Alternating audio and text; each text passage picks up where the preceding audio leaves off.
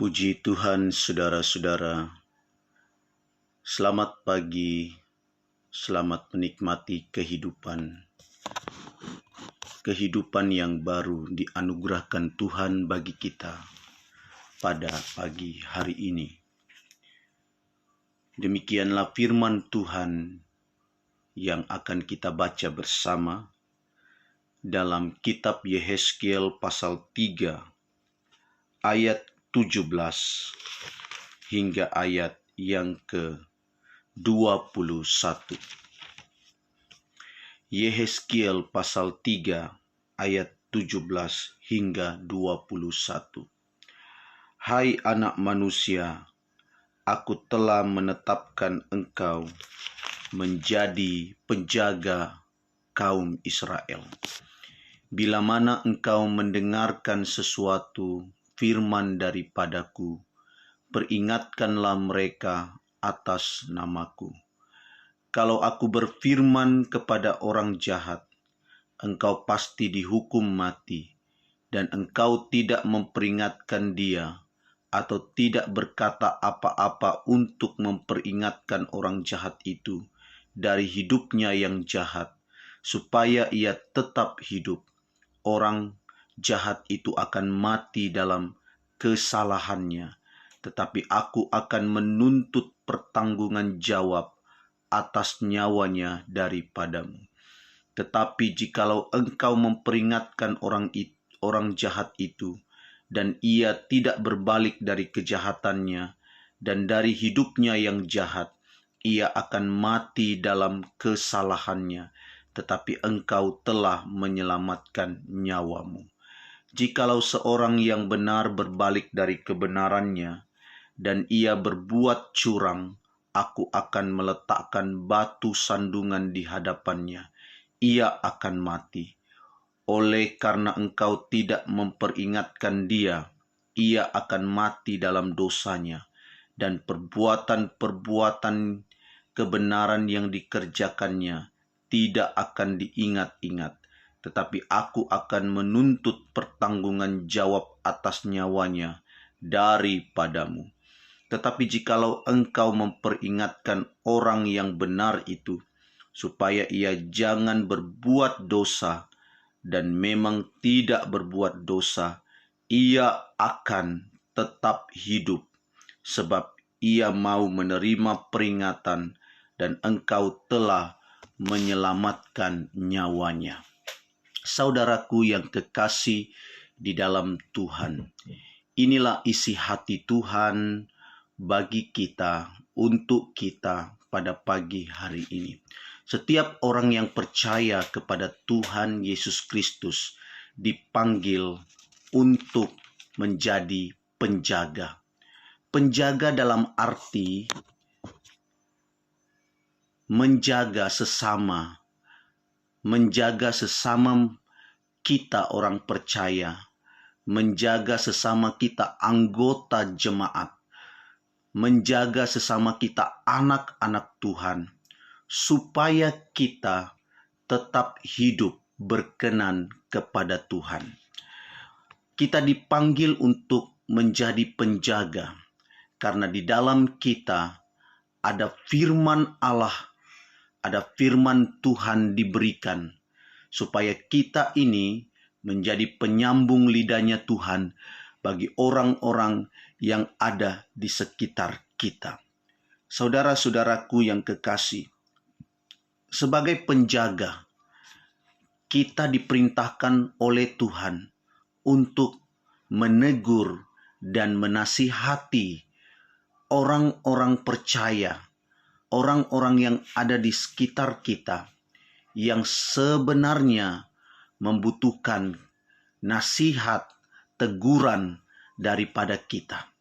Sebagai penjaga yang telah mendapat kepercayaan ataupun tugas dari Tuhan, seharusnya kita tidak perlu takut, kita tidak perlu sungkan, kita tidak perlu ragu-ragu untuk ada di depan orang-orang yang membutuhkan nasihat firman Tuhan ataupun dorongan-dorongan dari firman Allah.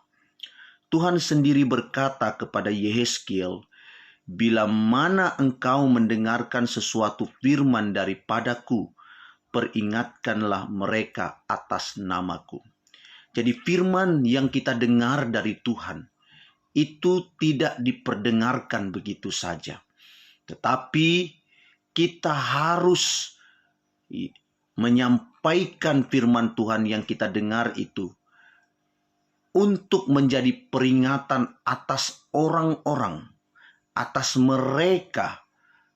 Dan apabila kita memperingatkan mereka, peringatkanlah mereka atas nama Tuhan.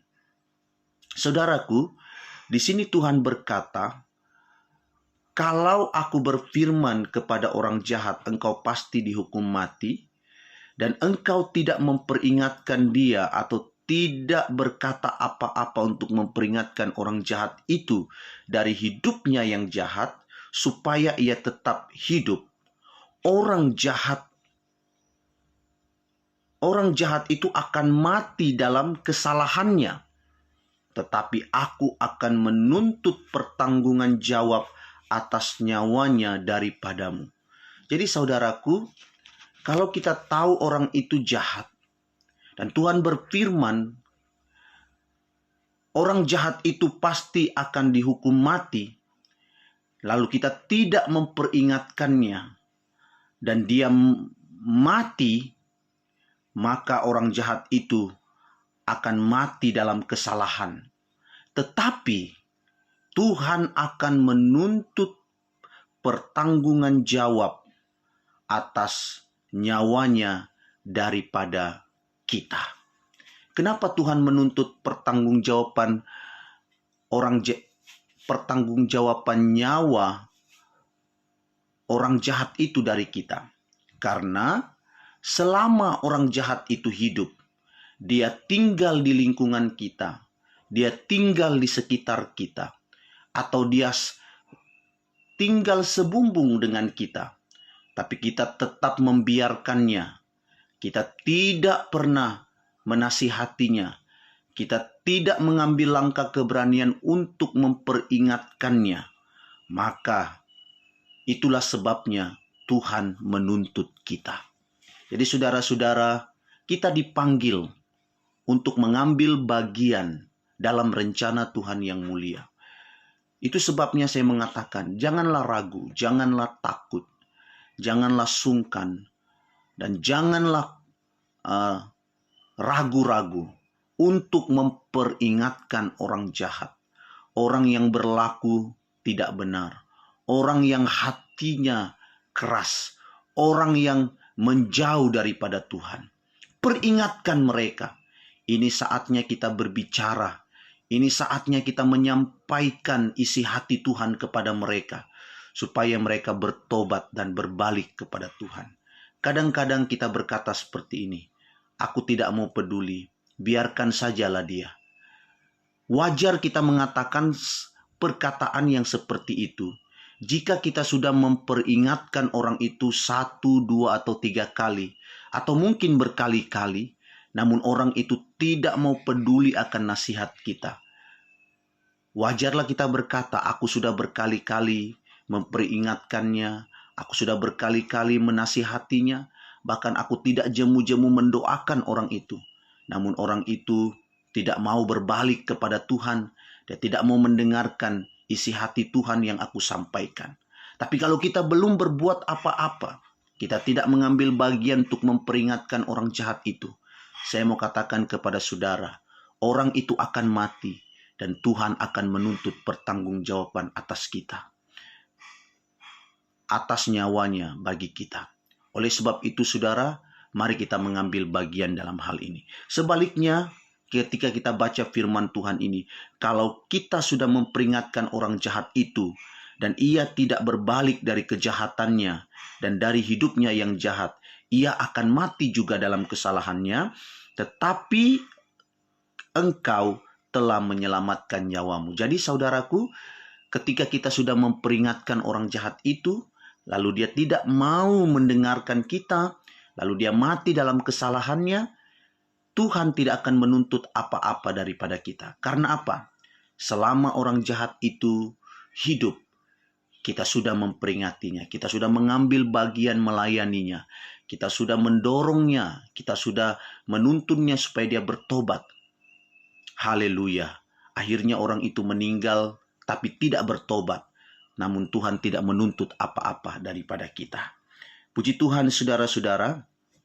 Nah, didapati juga jikalau ada seorang benar berbalik dari kebenarannya dan ia berbuat curang dan aku meletakkan batu sandungan di hadapannya, ia akan mati.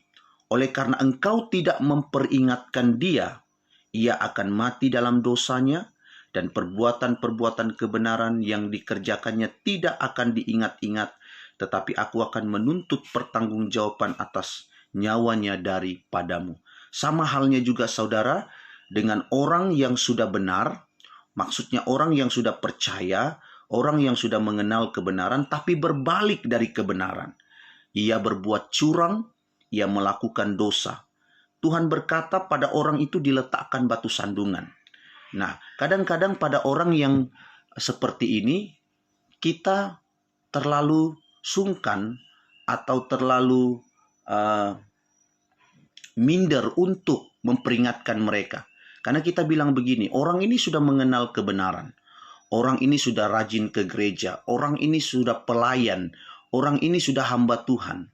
Tapi sekarang dia berbuat curang. Sekarang dia melakukan kejahatan. Kita berkata begini, masa kita yang mau menasihati dia? Masa kita yang mau memperingati dia? Kan dia orang benar. Kan dia orang yang sudah terlibat di dalam pelayanan dan lain sebagainya. Saudaraku, sekalipun dia pernah menjadi orang benar, sekalipun dia pelayan, sekalipun dia hamba Tuhan, sekalipun dia siapa di dalam gereja, kalau kita dapati dia berlaku curang, dia berbalik dari kebenaran yang dia percayai, yang kita imani bersama, kita juga bertanggung jawab untuk menasihati dia. Siapapun dia, apapun profesinya di dalam pelayanan, kalau dia didapati berbuat kesalahan, kita harus menasihatinya. Kita harus sampaikan kebenaran kepadanya. Kita harus bujuk dia, kita harus tuntun dia supaya dia bertobat. Memang kadang-kadang orang seperti itu akan berkata seperti ini pada kita. Gak usahlah kamu nasihati aku. Kamu aja baru kemarin mengenal kebenaran. Aku ini sudah sekian puluh tahun dalam pelayanan dan sebagainya. Mungkin jawaban seperti itu akan kita dengar daripada orang ini. Tetapi jangan pernah mengalah. Jangan pernah rasa resah hati. Katakan padanya, iya benar. Kamu lebih dulu percaya, kamu lebih dulu mengenal kebenaran. Tapi di sini aku melihat, kamu sudah tidak hidup seperti kebenaran itu lagi. Kamu sudah menyimpang daripadanya. Jadi saudara-saudara, kita perlu mengambil bagian kepada orang-orang seperti ini. Supaya dia tidak menyombongkan dirinya dan terus-menerus bertopengkan kebenaran, padahal apa yang dia lakukan di dalam hidupnya tidak sesuai dengan apa yang dia anuti dan dia percayai. Alkitab berkata ketika orang ini mati, kebenaran yang pernah dia lakukan itu tidak pernah diingat atau diperhitungkan. Tetapi kalau kita tidak memperingatkan mereka, Tuhan akan menuntut nyawanya daripada kita. Tetapi sebaliknya, kalau kita sudah memperingatkan orang benar itu supaya ia bertobat, jangan berbuat dosa, dan memang dia tidak mau tidak berbuat dosa, ia akan tetap hidup. Sebab ia mau menerima peringatan, dan engkau telah menyelamatkan nyawamu. Jadi saudara-saudara, inilah tugas penjaga.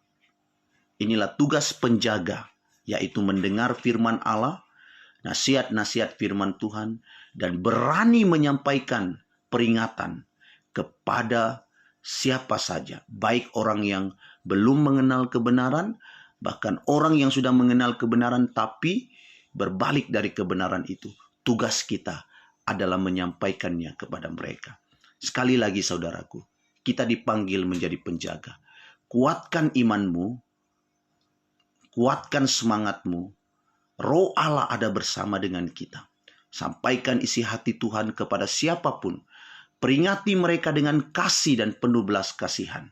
Saya percaya orang-orang yang mendengar peringatan-peringatan Tuhan melalui kita akan berbalik pada Allah.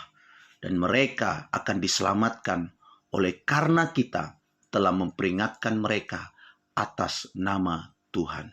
Semoga firman Tuhan, isi hati Tuhan ini menjadi berkat bagi kita di awal pagi ini untuk memulai satu perjalanan, untuk memulai satu kehidupan sepanjang hari ini, untuk lebih berkenan kepada Tuhan dan lebih mengerti lagi apa yang menjadi tanggung jawab kita sebagai anak-anak Tuhan. Tuhan berkati kita. Selamat pagi. Amin.